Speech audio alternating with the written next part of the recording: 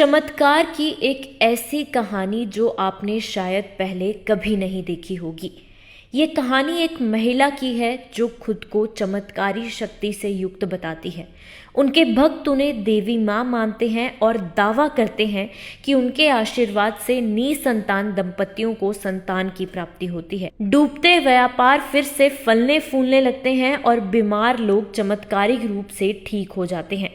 ये दुनिया है राधे माँ की, जिन्हें उनके अनुयायी चमत्कारी माता का स्वरूप मानते हैं।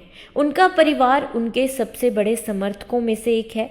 देश के बड़े व्यापारी उन्हें दान देते हैं, जिसके बलबूते वे भारत में तेजी से बढ़ते तथाकथित बाबा संस्कृति का हिस्सा बन चुकी हैं।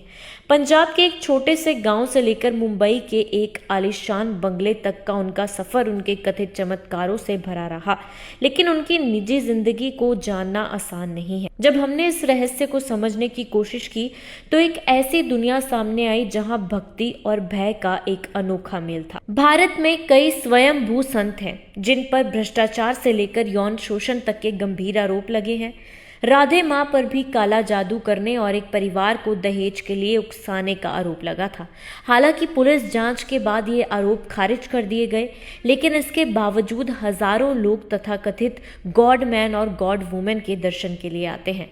हाथरस में हुए एक धार्मिक कार्यक्रम के दौरान भगदड़ में 120 से अधिक लोगों की मौत हुई थी। इस घटना ने अंधभक्ति की भयावह सच्चाई को उजागर किया।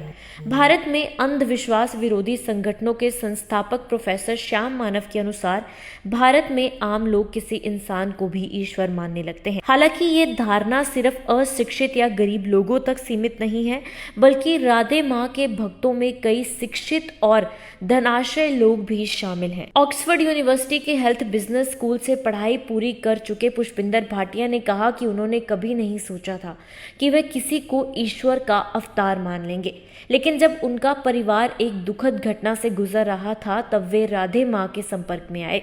उनका कहना है कि ये उनकी कमजोरी नहीं बल्कि एक आस्था का अनुभव था। उन्हें लगा कि राधे माँ को वास्तव में उनकी परवाह है। दिल्ली में हमें एक अनोखा दृश्य देखने को मिला जहां सैकड़ों श्रद्धालु इकट्ठा थे। इनमें बड़े व्यापारी और एक वरिष्ठ पुलिस अधिकारी भी शामिल थे, जो अपने परिवार के साथ विशेष दर्शन के लिए हवाई यात्रा कराए थे। एक पत्रकार के रूप में जब हम वहां पहुंचे तो हमें बताया गया कि पहले दर्शन करने होंगे। हमें लंबी कतार में खड़ा कर दिया गया और फिर ये निर्देश दिए गए कि प्रार्थना कैसे करनी है। यदि प्रार्थना ना की जाए तो परिवार पर विपत्ति आ सकती है। ये डर लोगों के मन में बैठा दिया गया था। राधे माँ की प्रिय रंगों से सजे कमरे में सब कुछ इनके इशारों पर चलता था। वे पल भर में प्रसन्न होती तो अगले ही क्षण क्रोधित भी हो जाती। इस दौरान उनके भक्त अजीबोगरीब हरकतें करने लगते। कोई सिर हिलाने लगता तो कोई बुदबुदाने लगता। उनके आलोचक उन्हें ढोंगी बताते हैं, जो देवी का रूप लेकर लोगों को ठगती है। लेकिन राधे माँ के समर्थक कहते हैं कि उन्हें मिलने वाला चढ़ावा उनकी दिव्य शक्तियों का प्रमाण है। हालांकि ये चढ़ावा कितना होता है इसकी कोई जानकारी उपलब्ध नहीं है।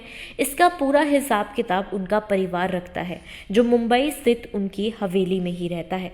राधे माँ के दोनों पुत्र बिजनेस में हैं और उनकी हवेली उन्होंने अपनी कमाई से बनाई है।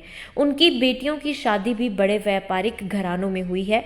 उनके सबसे करीबी भक्त ही उनके सार्वजनिक कार्यक्रमों का प्रबंधन संभालते हैं। राधे माँ को उनके भक्त गॉड वुमेन कहते हैं, लेकिन उनके पति, जिन्हें एक अनुयायी डैडी कहते हैं, सार्वजनिक रूप से सक्रिय नहीं है। उनके पैतृक गांव मुक्तसर में उनके नाम का एक मंदिर भी बनवाया गया है, जिसे उनकी बहन देखती है।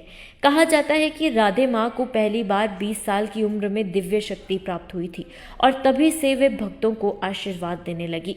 लेकिन जब हमने उनके गांव में लोगों से बात की तो कुछ लोगों ने उन्हें देवी माना, जबकि कुछ ने उनके बारे में बात करने से ही इनकार कर दिया। कुछ लोगों में डर भी देखने को मिला, जिससे पता चलता है कि राधे माँ का प्रभाव कितना व्यापक है। राधे माँ के भक्तों में से कई हर महीने एक निश्चित राशि प्राप्त करते हैं और ये भक्त ही उनके चमत्कारों की कहानियों को बढ़ा चढ़ाकर बताते हैं। इन कहानियों में एक अदृश्य डर भी होता है, कहीं उनकी भक्ति को कमजोर ना समझा जाए या वे राधे माँ की कृपा से वंचित ना हो जाएं।